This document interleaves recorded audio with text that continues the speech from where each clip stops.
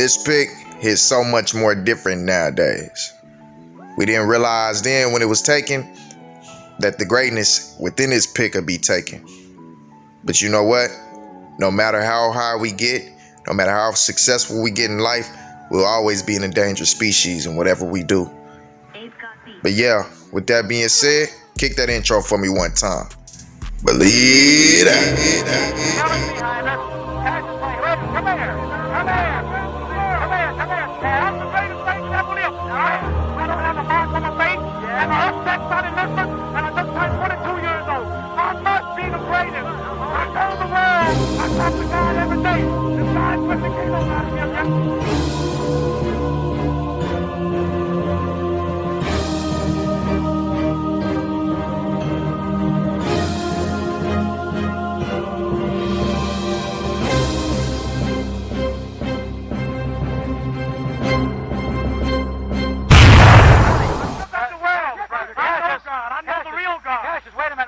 What's going on today, folks? It's your boy King KO back with another video.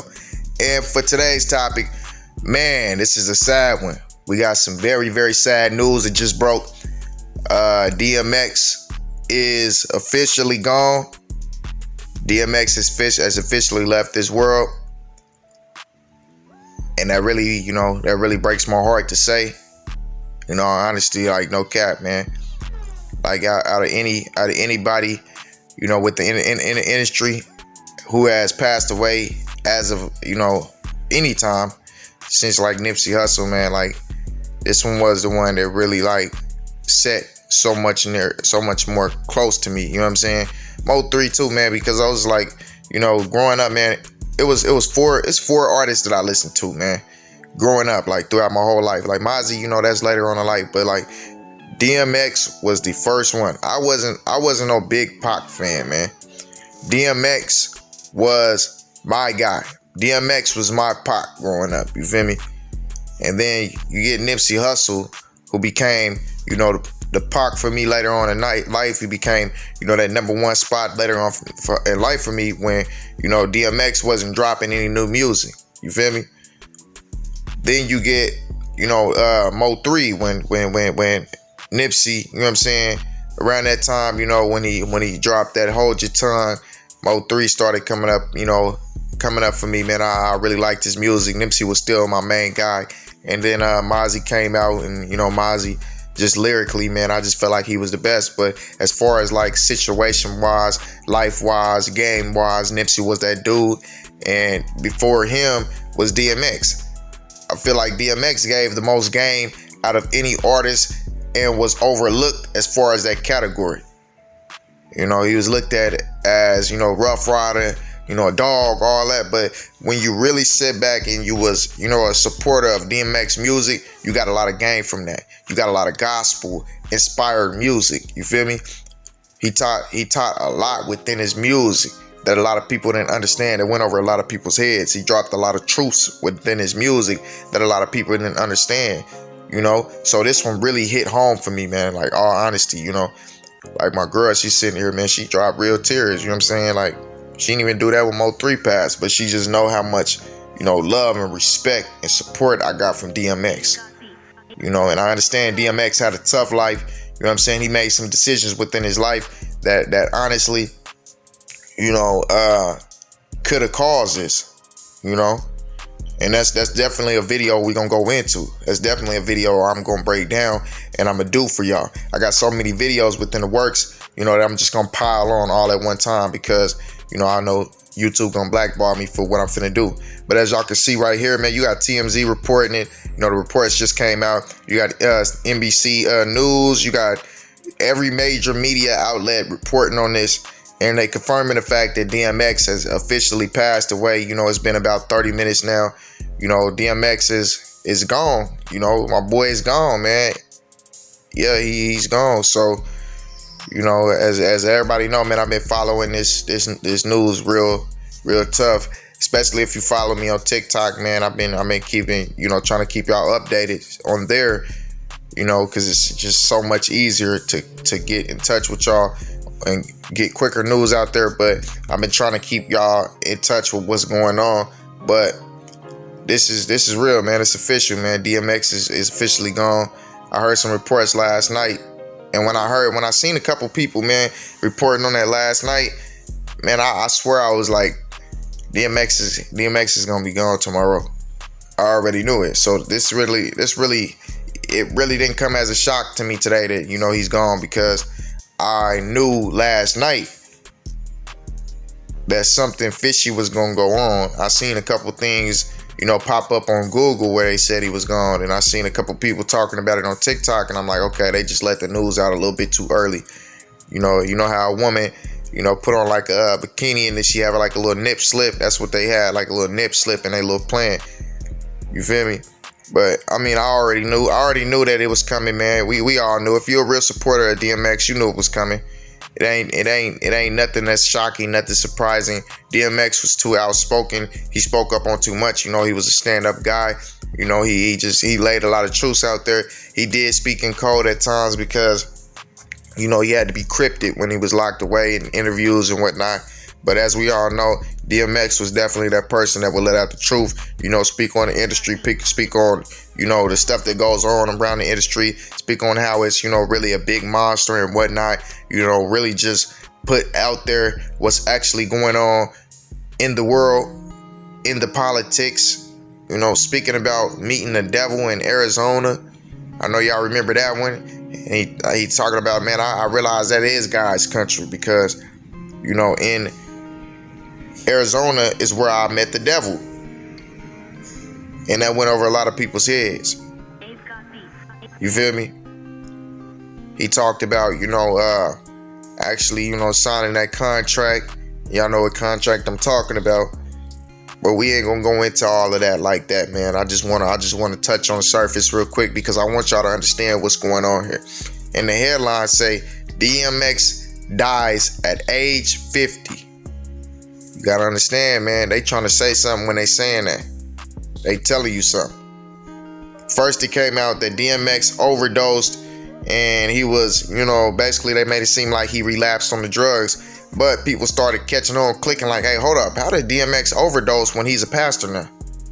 How did DMX just fall victim back into that lifestyle? He was no longer in the limelight. He no longer dabbled in drugs and alcohol. You know, the man never could have really been too far bad into drugs, because he been in prison so many years. You know what I'm saying? He done been locked up so many times. So when they used to tell us that he was a real bad, you know, crackhead, and, you know, he did all these type of drugs, and he was telling the world like, man, I ain't got nothing to do with that. You had to understand there was some truth to that, because the man stayed in jail. Majority of his career he spent in jail. That's what derailed DMX's career, was the nonstop arrest, the time he spent locked away, incarcerated. That's what messed up DMX's career. Y'all gotta understand that. Really put two and two together, man, because I remember before all this happened, I had somebody try to tell me that, man, you like DMX, that's one of your favorite rappers, man, he a smoker, man. Nah, he ain't never been there. That's just what the media will put out there to you, to bash and slander your name. Whenever you start speaking out on these people, they gonna slander your name. They gonna bash you. They gonna beat you up. They gonna humiliate you in the media. They gonna make you look like a fool. You feel me? Unless your career was molded around being one of those people who tell the truth. You gotta understand, man. They do both sides. They play a duality game. And for any of y'all that don't know that, y'all can't tell me nothing. If y'all don't understand the industry as a duality game, y'all can't tell me nothing. You can't talk to me about what you believe your truth is if you don't understand that the industry is a duality game. You know, but you gotta be a part of that. You gotta be your career gotta be surrounded by that.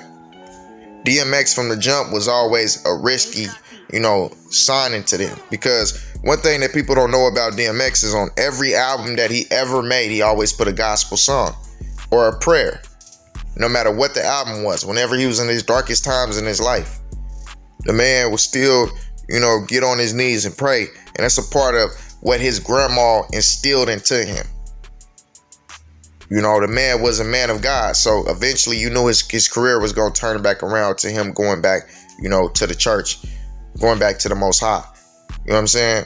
And at first, I kind of felt like it was a fluke, and that was something that, you know, they planned for his career. But as I start seeing, you know, him separating himself from the industry, you know, exposing the industry, not want to be around it, creating gospel music, you know, seeming happier, looking healthier, you know what I'm saying, at a happy point in his life, it showed me that, you know, he was actually telling the truth, because the only person that can bring you that happiness and joy is the Most High.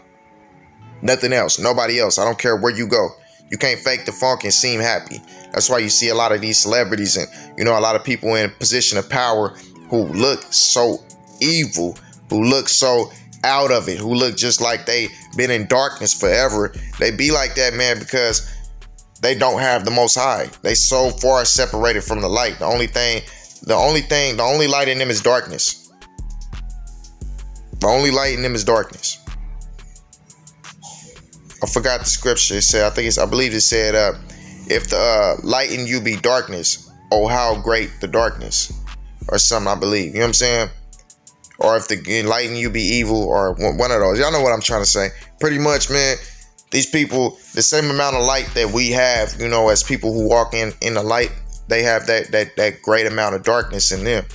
So if our light is so much more great that, you know, people can be drawn to it, they can see it, you know, we can flash through the darkness. They have that same amount of darkness in them. And that's why they are so, the evil just comes out in their face.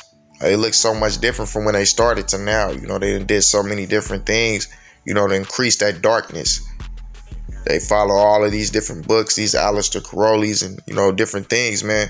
And when I seen what initially happened with DMX, I could tell that this is what happened in this situation.